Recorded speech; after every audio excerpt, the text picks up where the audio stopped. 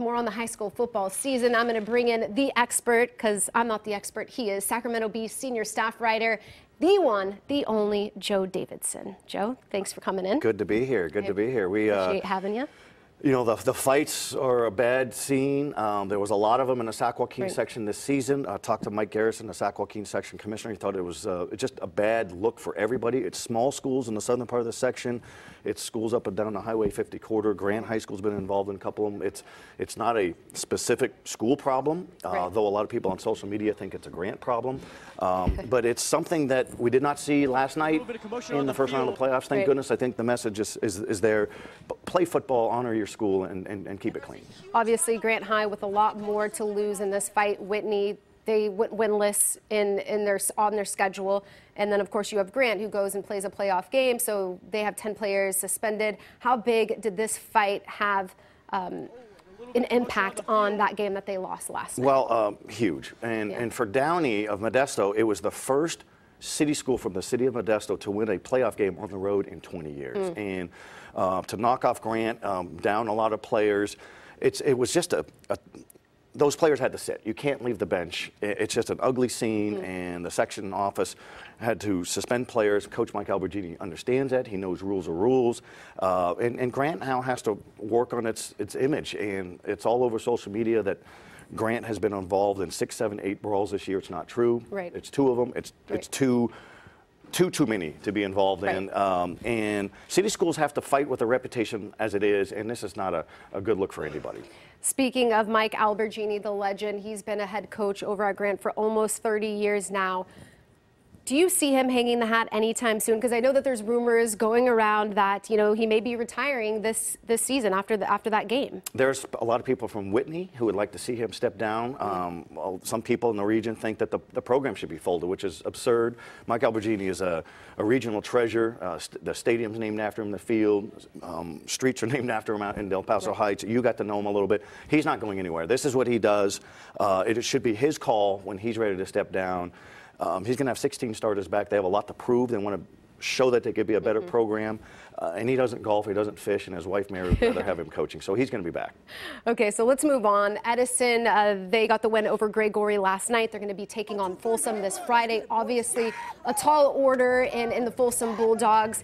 It wasn't mistake-free football in this game that you're seeing right now. Will they be able to get away with those few mistakes when they take on the Bulldogs on Friday? And I know that's kind of a no-brainer question, but your take. Well, and the Folsom Bulldogs are just devouring everybody this whole decade, going for a 7th section championship under Chris Richardson. So you have to play, it is a cliche, Sarah, but you have to play perfect football. You can't turn it over, otherwise Folsom will just be all over you. Edison's a great story for all of Stockton as it is. Edison won its league championship for the first time since 1977. So it's a feel-good story, young players, hungry, nothing to lose. If you're going to take on Folsom in the playoffs, go in there with an attitude, nothing to lose, but don't reinvent the wheel. Just try to keep pace.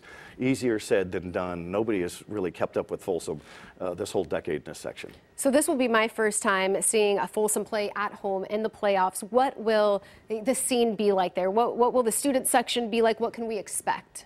It should be rabid. It should be a lot of fun. You know, we've seen it at Del Oro, we've seen it at other games, and the students really get involved. They do. And sometimes we don't see big playoff crowds in the playoffs, and I don't understand that sometimes. I think sometimes the tickets get bumped up a little bit, but that's the cover cost. But these students will come out because this Folsom team's a team to behold, and Caden Bennett, the star quarterback, just committed today to Boise State. Did he? So it's a great get for Boise State. And you know the Nagata brothers, who's the better one? Is it the running back Daniel? Is it Daniel, or is it the receiver? Joey's going to Clemson, so they're worth watching alone. Right. And I think fans who don't have a team otherwise will go out and watch. How good is this Folsom team? It's as great a team as we've ever had around here. It'll be interesting to see where Daniel's going. I know that he has schools wanting his talents Notre all over Dame, the country. Alabama, terrific blocker, great student, and they grew up as soccer players. So you learn some. There you go. Have your kids play soccer. Learn to move without your hands and your footwork, and you can see that they just feel the ball and good instincts. We have Sheldon taking on St. Mary's of Stockton next week, or this coming Friday. We saw both of these teams sort of struggle early on in the season. Then they got into their groove. Sheldon won 10 straight. Do you see that Sheldon maybe coming into this one in Division I as the dark horse? Absolutely. Joe Catalico is a terrific coach. We just had a story posted not too long ago on SacB.com. Old school football. They run the eye back. That's something from the 1970s and 80s, and it's not spread option football. He likes to go with old value football. It still comes down to blocking and tackling. It was a great game last year between these two teams. St. Mary's winning. Tony Franks is one of the great coaches. Tony Franks and St. Mary's played a murderous schedule earlier this year. Played Pittsburgh, played teams like Mater Dei, got off the slow start, but taking off now. And the winner of that game is probably looking at Folsom. So the buzzsaw is waiting, but momentum helps. And like you said, Sheldon, 10-game winning streak. Only loss was an opener to Monterey Trail. We've seen Monterey Trail. They're unbeaten as well, the Mustangs. We have a bunch of games coming up this Friday. Do you see any upsets brewing? If there's an upset brewing, I would not be surprised if Downey and Modesto, which just came off of the big win over Grant, plays at unbeaten Intercom. Might be. I mean, what are the playoffs if we don't have a couple upsets? Right. I mean, we've got to have a couple upsets. Otherwise, it's too predictable. But I would think that the upper seeds are going to hold pace. You know, Del Oro in Division I, Del Oro in Division II, Central Catholic in Division II, Placer and Capital Christian in Division III.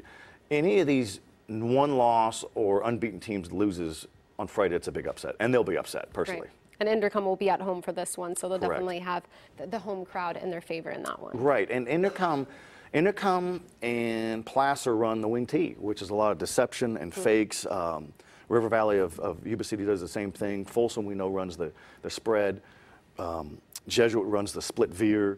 So does Monterey Trail. So everybody has something a little different. It's not a copycat thing. I think that's nice. Back in the 80s and 90s, everybody ran the wing T. Right. And Albertini's at Grant's always run a pro set too. So everybody's does a little bit something unique.